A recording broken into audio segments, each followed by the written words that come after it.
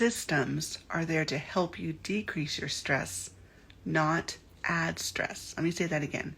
Systems are there to help you decrease your stress, not add stress as a caregiver entrepreneur, okay?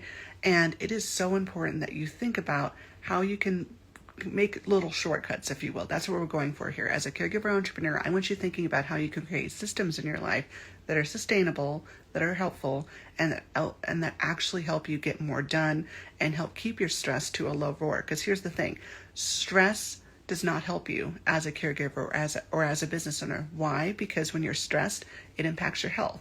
Okay.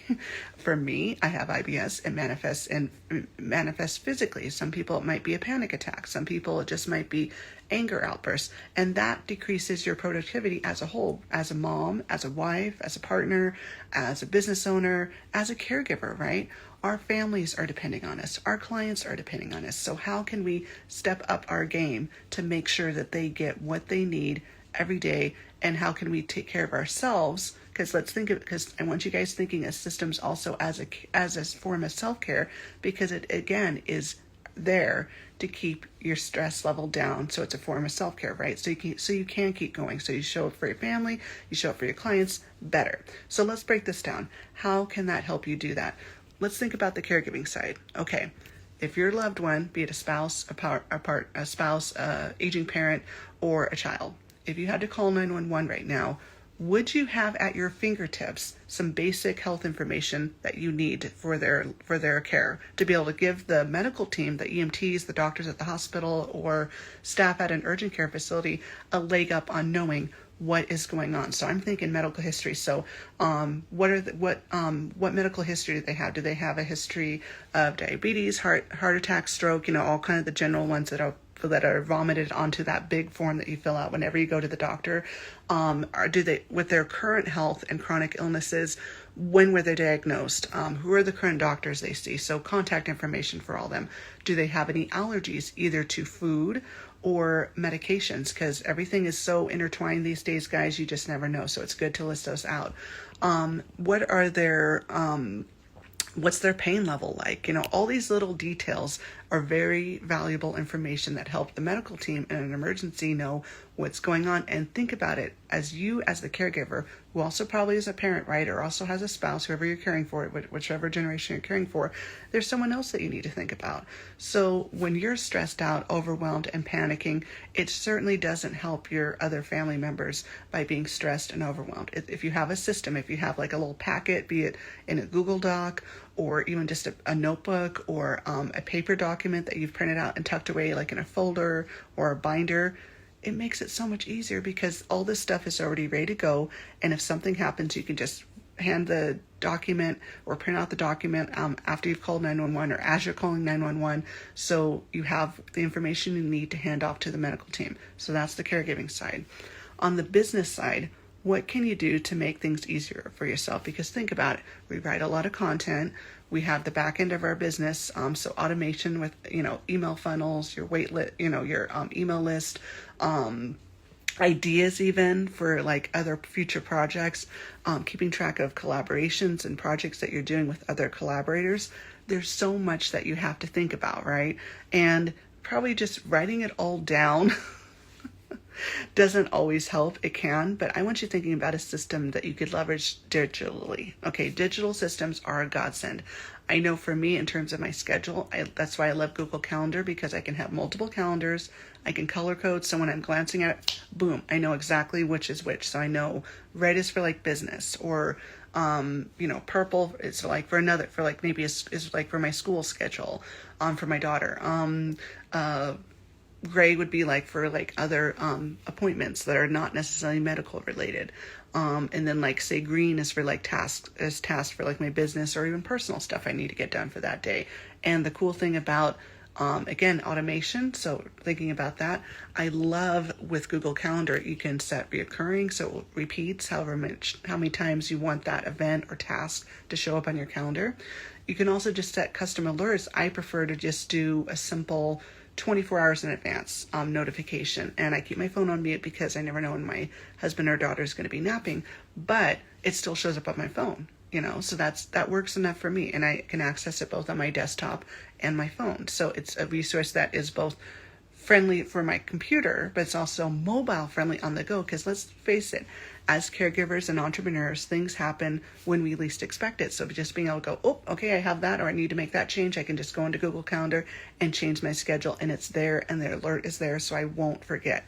For me, I need repetition. I need multiple reminders. So for us, I also do keep a family calendar where I write some things, not everything obviously, but the things that both my husband and I need to be aware of. It goes on that calendar, so that way we both see it, and it's on our fridge, because that's a room obviously that we're in and out of every day. So it makes sense to where we're going to get that reminder. We're going to see it. And then I'd say on the business side, digital tools that I would recommend that are helpful. There's so many out there. Okay, so this really comes down to playing around with a platform that works for you. I have tried Trello, I have tried Asana, I have tried Airtable, I have tried Notion, and it's been interesting for me that there's been different platforms that work best for different areas of my business. So for example, my podcast, I have a massive database board for the back end, keeping track of links of episodes, titles, guest bios, emails that are correlated with that. That's how I've been doing it. But one thing that's been interesting for me right now is when you're just starting out as a business owner, you do have to think about your budget, because you don't want to be buying a bunch of stuff, obviously, right? Until your business starts making some consistent, income, some consistent ROI. So how can you do things where you're cutting the cost down? Okay, so that's what we're thinking about here. So one little hack I actually started this week that I hadn't thought about until now is in Notion. It's another platform, and it's nice in the terms of you can basically build pages within pages. Okay, so I added to my master dashboard, one of my master dashboards, I have to save emails and PLR content, so many things. Okay, so many things. I have so much stuff in there. I added a page for my podcast, and instead of it being for where I store everything, I'm just strictly logging now the title of the episode, and then all the things that I get from the software I use that to transcribe it. So the transcription, timestamps, email copy, website copy, blog post copy, things like that I get automatically, and I just copy and paste it into that page. And then that page is also linked to the master page. So when I go into Notion and I click my podcast overall page, it also shows me all the other podcast episodes copy that I have. So I can go back and use those again and repurpose, because remember, we don't want to, when you're thinking about how you share your story and how you share your work, you don't necessarily have to reinvent the wheel. Okay, you don't. You just need to keep using what you already have, but you will need to save it. So this method gives me a chance to kind of cut down on some costs of having to add more storage for my Google Drive or my Google Docs right now, and those two tools of Google Drive and Google Docs are still available too, guys. So maybe if you are trying to cut costs down because you're starting out and you have a lot of other stuff that you need to save, but you're not ready to get rid of off your Google Doc or your Google Drive, write stuff, and maybe go and write stuff in Google Doc, because it's great, because there's a lot of tools in there for writing and making things look nice. But then just copy and paste it, and it'll show up in the same format in Notion. So then you have a hard copy of it, but it's also not draining the capacity for storage limit that you have in Google Drive or Google Docs. That's another option. And then again, if for task management, again, there's other options. There's ClickUp, there's Trello, there's Asana. Asana, for some reason, to me, it just didn't make sense to my brain, but it's good for task management though, because it has calendars. You basically assign tasks to yourself, and it just shows up on the calendar.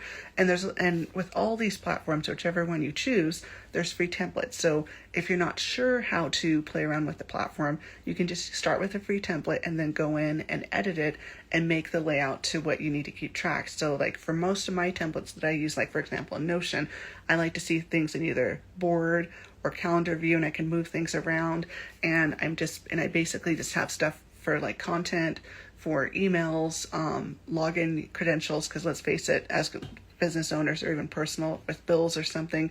I just have stuff and I have pages in there for those. Brainstorming ideas. If I'm doing a summit or a bundle, just logging everything in there of who I'm working with and like due dates and what I need to submit in terms of when I'm submitting a product or something. So there's so many out there, okay? And you can easily get overwhelmed with that. So I want you thinking about just picking one, and I would say take 30 to 90 days to play around with it, because you really don't know after a week. You do have to, just like with on the business side, just like with learning the bells and whistles and the tweaks and, kind of the rules of how you use a social media platform to share your work, you have to learn it, right? It takes time. I would definitely say the same thing is very true with any other tool that you use in your business. There's a learning curve because you have to figure out how it works, for one, and what you can do with it, and then figure out how you can make it work to your brain. Okay. Like I said, I like to see things in multiple ways, and I'm very visual. So you need to you need to look at that platform and see what ways work for you, and getting that in making that the layout makes sense to you. And again, there will be times where you might try something and it doesn't work. I personally did not like Trello. The layout was okay, but the amount of free boards that I could get, I maxed out so fast, and then I was stuck. I couldn't add more content. So it just, just when you're starting out and trying to keep on a budget right now, I don't want to pay for anything more than I have. So I'm going for the free options that I can. And with a lot of these platforms, there are free versions. There's either a free plan, or you can get like a pro or membership plan. And yeah, they're nice, but then you have to pay money. So, and same thing like with softwares for like email as well. There's some that are pay to play, others are free. And they have a limit up to a certain amount of email subscribers, and then you have to start paying. So just start with what you have, or even just, like on Google Workspace, like I know my plan's like $12 a month, and I need that to be able to access, I need it to connect it to my website to access my email marketing stuff over there. But it works in the sense that it's linked to my Gmail account, my business Gmail. So when I do have emails coming in from clients or something like that, I get those on my phone because I have the Gmail app on my phone, because I am on the go and I'm a caregiver myself still, obviously. So I need kind of things on the go. And sometimes I am working in little spurts from my phone. It's just the way the cookie crumbles. So think about that. When you choose something, do they have an app? I know with I can't remember for Trello, but I know with Asana and Notion and Airtable, they do have mobile apps, and I personally have those because and Google Calendar. I use those both on my computer and on my desktop, so that is very handy. So anyway, there's more than one way to do this. Okay, I just want you thinking about how I can make it easier on myself, how I can save time, how I can save money, and how I can just just be gentler with myself and keeping my stress level down with all of this, so I'm not stuck in overwhelm and I'm not being counterproductive because I'm so overwhelmed and so stressed. Okay, because again, systems are there to help you. They're not there to increase your stress. Okay, and if you yourself are sick, or if you are caring for a loved one, again, this goes both ways. These platforms can be great for creating a medical history bank, if you will. Okay, for keeping track of dates of diagnosis, new symptoms, new allergies, even all your contact information for, say, your emergency contacts, your backup your backup support network, I like to call it. So who can you call? For me, example, I have a 4-year-old. So if my husband had to go into the hospital for an emergency, I don't necessarily want to take her to a hospital where it's germy, right? And I'm sure you don't either. So who can I call? So keeping a list of that.